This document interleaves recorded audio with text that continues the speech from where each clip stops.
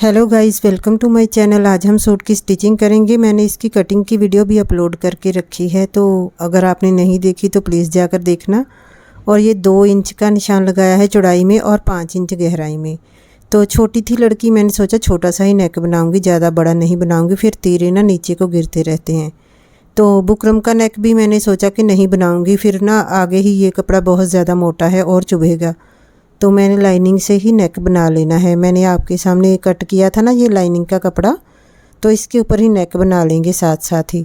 तो ये देखिए नज़दीक से ना बड़े बड़े सितारे लगे हुए हैं इसके ऊपर सूट के, और मैंने उसको बोला था कि ध्यान से घर जाकर ना अगर कोई सितारा आया हुआ है सिलाई में तो निकाल देना, नहीं तो बच्ची को चुभेगा। मैंने अपने हिसाब से तो सिलाई कर दिया है, लेकिन ये सितारे कहीं ना बीच में आ गए हैं, नेक में भी और जो फिटिंग लगाते हैं वहाँ पर भी आधे आधे कट हो जाते हैं, तो वो तो बिल्कुल चाकू की तरह चुभते हैं सितारे। बहुत ज़्यादा बड़े बड़े लगे हुए थे इसके ऊपर। और ये देखें नेक मैं ऐसे ही कपड़े से ही बना लूँगी, बुकरम का नहीं बनाया क्योंकि कपड़ा बहुत ज़्यादा मोटा था, फिर और ही बड़ा सा लगना था। तो ये देखें लगाकर लाइनिंग नीचे सीधी तरफ लाइनिंग रख कर ना सिलाई कर दी है। एक एक पैर का मार्जिन छोड़ते हुए अंदर से कपड़ा कट कर देना है। अब इसे उल्टी तरफ हम फोल्ड कर देंगे लाइनिंग को। पहले एक सिलाई ऐसे लगानी है, फिर बड़ी आसानी के साथ फोल्ड हो जाता है उल्टी साइड पर। तो बड़ा ही चमक वाला कपड़ा था, वैसे सुंदर तो लग रहा था बनने के बाद, लेकिन ना चुभेगा, बस यही प्रॉब्लम है। और हर शाइन वाला कपड़ा ना चुभता है, ये बड़ी परेशानी है। बंदा ना चमक धमक वाला पहन भी नहीं सकता। ये देखे सितारे आ रहे हैं ना, अब कैंची से आधा तो कट कर दिया है, आधा नहीं निकल रहा। तो फिर मैं ना उसकी मम्मी को बोला था कि खुद ही निकालना, अब धीरे धीरे ध्यान से। ये तो बेली होती हैं घर में, तो मेरे को बहुत ज़्यादा काम होता है। मैंने एक बार स्टिच कर दिया है कपड़ा, और बाकी ना जो छोटे छोटे सितारे जो आधे आधे रह गए हैं वो खुद ही निकालेंगे। तो अपनी तरफ से तो ना देखें लाइनिंग नीचे लगाई है कि चुभे ना, लेकिन फिर भी कुछ ना कुछ रह जाता है। जैसे हाफ सितारा रह जाता है ना, आधा तो मैंने कट किया, तो फिर आधे वाला जो है चुभेगा। ये देखें नेक रेडी हो गया है, तीरा जोड़ दिया है। अब साइड वाली सिलाइयाँ लगाकर फिटिंग भी लगा दूंगी बाद में। मतलब ना लाइनिंग ऐसे अटैच हो गई है और नेक भी बन गया है, कोई एक्स्ट्रा ताम झाम नहीं करना पड़ा। अभी मेरे पास तो लाइटिंग कम है, तो ये देखें कैसे चमक रहा है ना सूट। अभी बड़े बड़े सितारे लगे हुए हैं इसके ऊपर। मैंने उससे पूछा था कि ये कपड़ा गुरुद्वारे का रुमाला है, बोली नहीं कपड़ा है। तो साइड पे जैसे गोल्डन सा लगा है ना, ऐसे रुमाले ही होते हैं गुरुद्वारे के।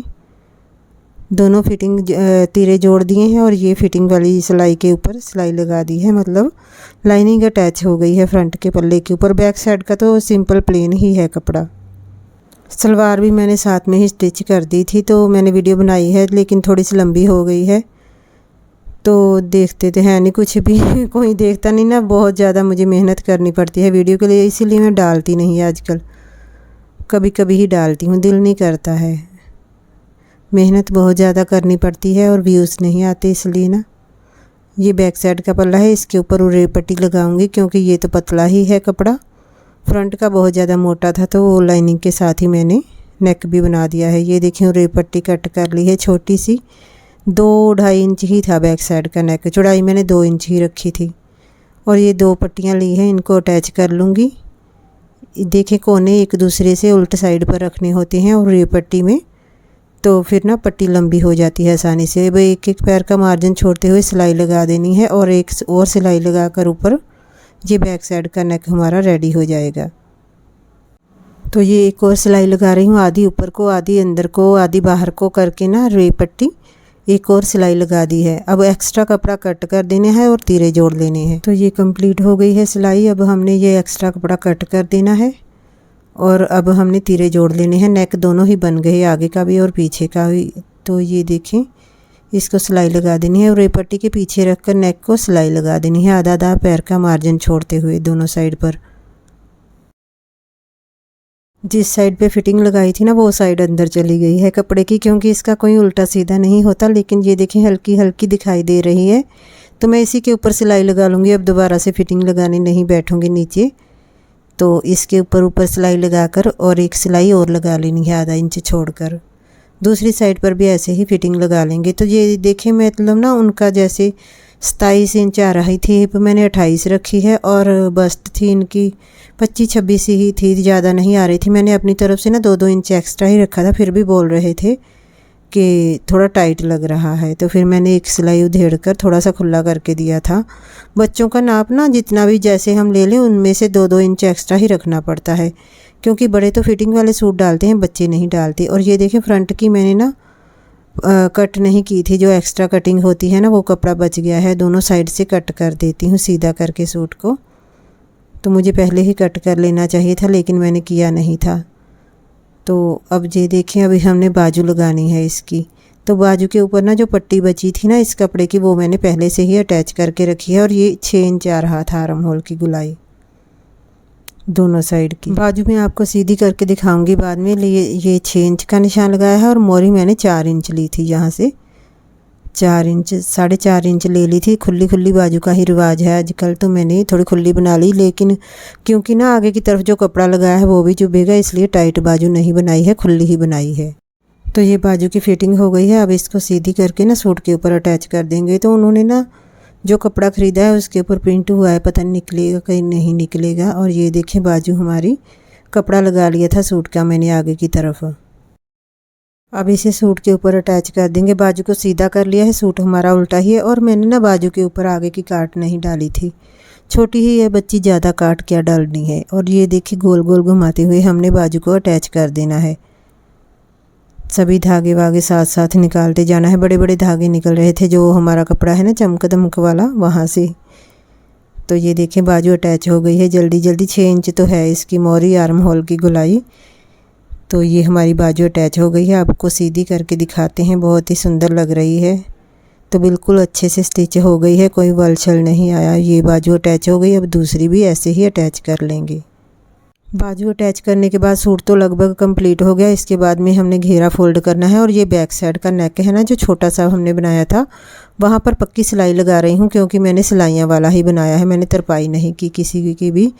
तो फ्रंट का नेक तो हमने लाइनिंग के साथ ही बना लिया था। और ये बैक साइड के ऊपर पक्की सिलाई लगा दी है। अब नीचे का घेरा फोल्ड करेंगे। तो यहाँ से मैंने फ़ोल्ड करना है 2 बार। ये देखें बड़े बड़े सितारे। और ये देखिए ऐसे करके सिलाइयाँ वाला ही बनाऊंगी मैं, तरपाई नहीं करूँगी। इतना तो मोटा कपड़ा है, छोटे बच्चे के तरपाई करेंगे तो उधेड़ लेगी बार बार। तो इससे अच्छा है हम सिलाइयाँ ही कर देते हैं। ये देखिए फ्रंट की स्टिचिंग हो गई। अब बैक साइड के ऊपर हमने निशान लगाकर सेम वैसे ही फ़ोल्ड कर देना है छोटा छोटा सा। ये देखें जैसे बड़े सूट का घेरा फ़ोल्ड करती हूँ वैसे ही फ़ोल्ड कर लेना है। और पीछे का घेरा भी फ़ोल्ड कर देते हैं, फिर साइड वाले चाक फ़ोल्ड कर देंगे। छोटे छोटे ही चाक बने हैं, ज़्यादा बड़े नहीं हैं। मैंने ना 5.5 पर कमर का निशान लगाया था और 10.5 पर हिप का निशान लगाया था।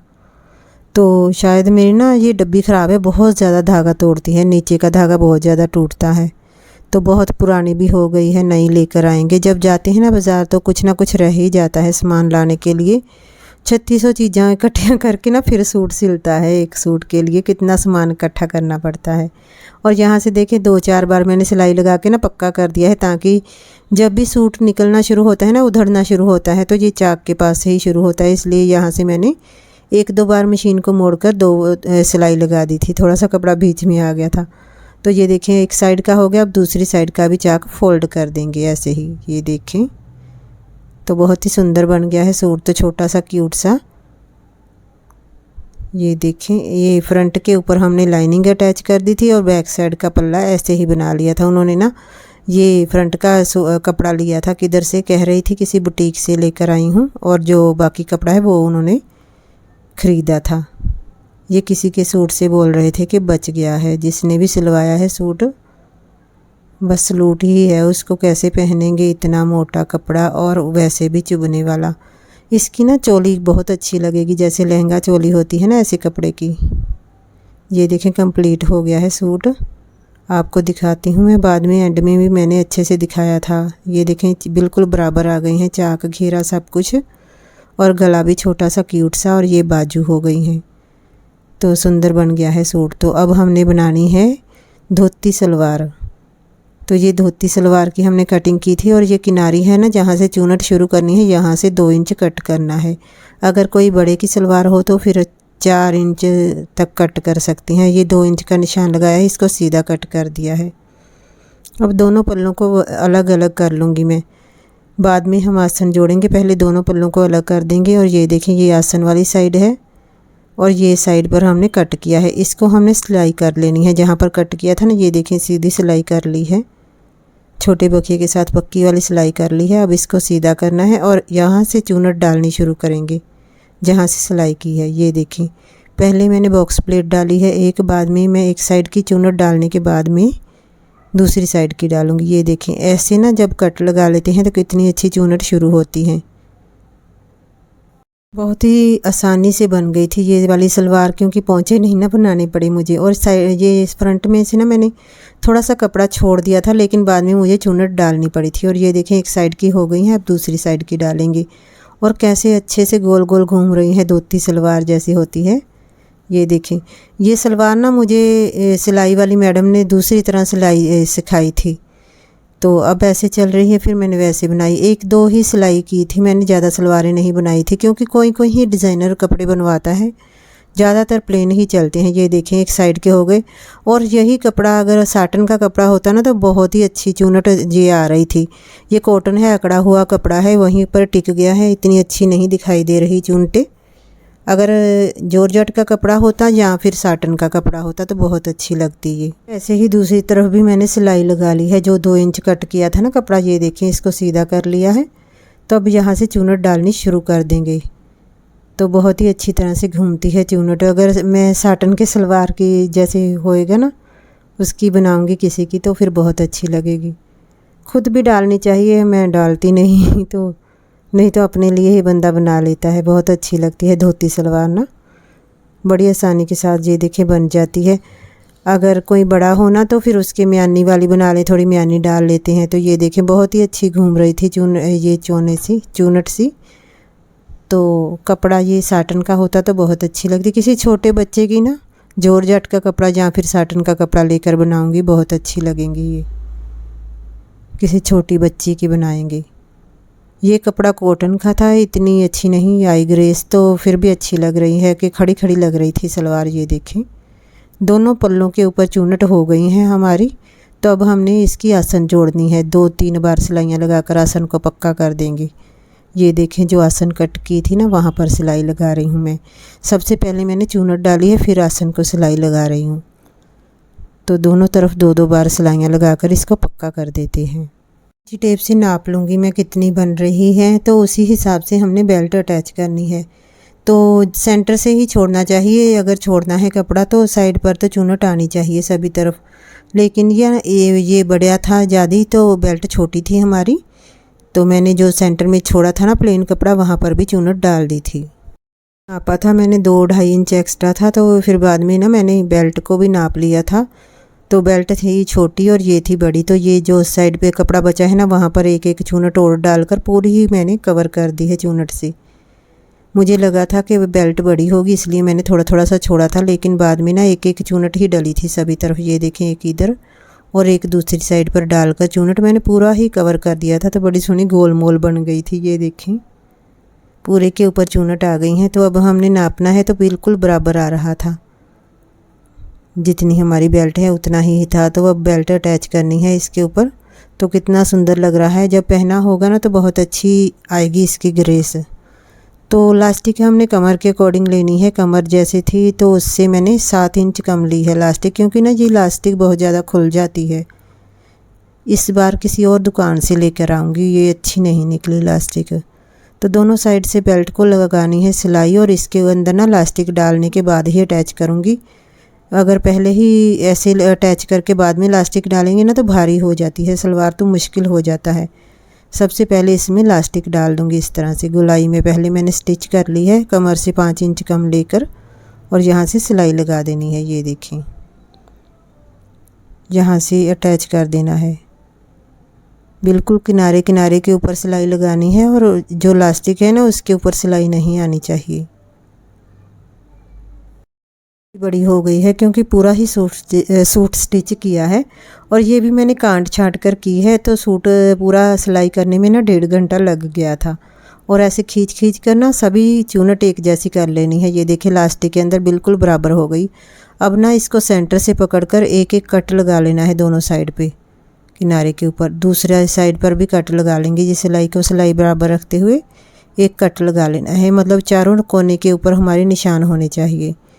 तो अब हमने सलवार के ऊपर इसको अटैच करना है। तो जो आसन है ना, जो सिलाई वाला साइड है वो सेंटर में लेकर आएंगे यहाँ से।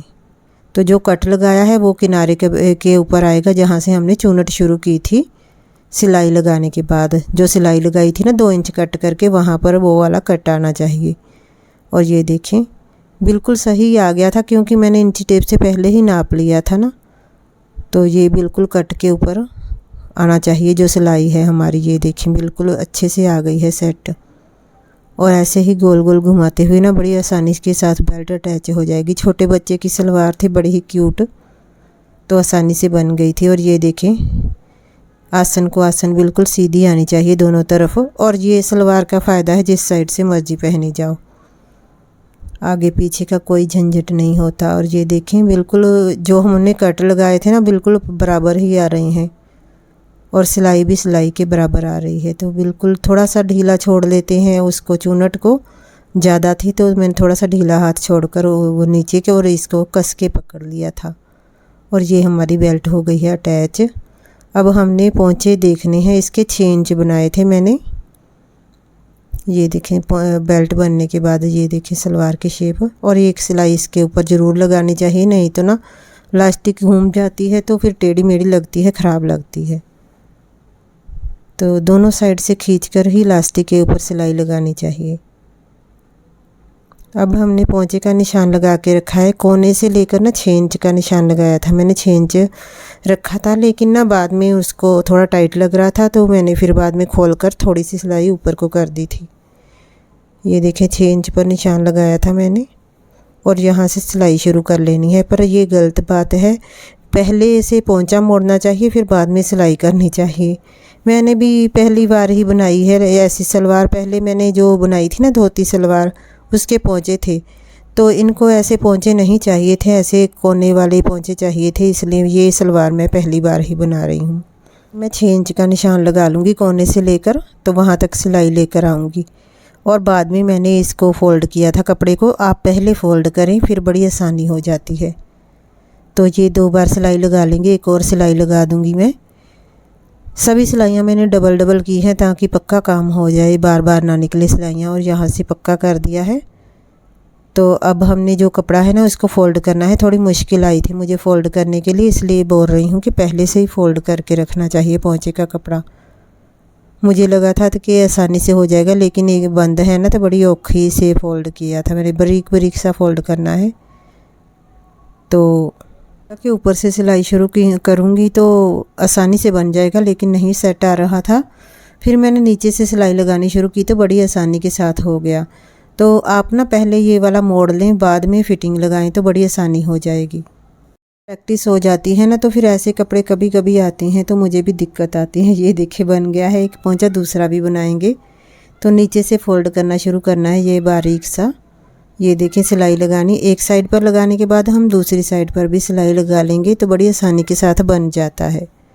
अगर कोई लेस होती ना तो वो अच्छी लगती, मेरे पास थी नहीं, समोसा लेस थी लेकिन पूरी नहीं आ रही थी इसके पोंचे के ऊपर। अगर आ जाती तो मैं लगा देती, कोई बात नहीं, पोंचे की भी थोड़ी सी बढ़िया हो जाता। एक साइड से फ़ोल्ड कर लिया है, दूसरी साइड से भी कोने से पकड़कर इस तरह से फ़ोल्ड कर लेना है। और अगर पहले फ़ोल्ड कर लेंगे तो बड़ी आसानी हो जाएगी। जितना हमें चाहिए पोंचा उतना फ़ोल्ड करने के बाद ऊपर से सिलाई लगाकर बाहर को फ़िटिंग निकाल दें तो बड़ी आसानी हो जाती है। तो मैंने ऐसी सलवार पहले नहीं बनाई थी, पोंचे वाली बनाई थी धोती सलवार। ये देखें बच्चों के सुंदर लगती है। तो अब इसको थोड़ा सा उधेड़ कर ना दोबारा से ऐसे फ़िटिंग मुझे बाहर को निकालनी पड़ी, इसीलिए बोल रही हूँ कि पहले से ही पोंचे बनाने चाहिए थे। तो इस तरह से पक्का कर दिया मैंने। तो पोंचे ना फिर बाद में उनको छोटे ही लग रहे थे, फिर मैंने उधेड़ कर 1-1 इंच ऊपर को किए हैं। ये देखें दोनों पोंचे बन गए हैं क्यूट से। तो ये देखें इसकी फ़ाइनल लुक सूट की, बहुत ही चमक रहा है। ये शर्ट है छोटी सी, और सलवार भी मैं आपको बताती हूँ। ये बैक साइड है सूट की, और ये देखें लाइनिंग अटैच की है हमने फ्रंट के ऊपर। तो बनने के बाद बहुत ही सुंदर लग रहा था सूट। तो चमक देखे कैसे मार रहा है, चमका मार रहा है सूट। अब हम सलवार दिखाएंगे। सलवार इसकी दिखाती हूँ मैं आपको। ये रही। लाइक कर दिया करो, कहीं नहीं हाथ दुखते आपके, तो कोई लाइक भी नहीं करता, मेरा दिल नहीं करता वीडियो बनाने के लिए, इसलिए मैं बहुत ज़्यादा छुट्टियां मारने लगी हूँ अब। तो ये सलवार हो गई और छोटी सी शर्ट हो गई है, तो पहनने के बाद सुंदर लगेगी। छोटे बच्चों को तो बहुत अच्छी ड्रेस लगेगी ये वाली ना, आप भी बनाना अपने बच्चों की। तो ऐसे चुन्नट डालने से बहुत ही सुंदर लग जाती है। वीडियो पसंद आई हो तो प्लीज़ लाइक कर देना। Thanks for watching.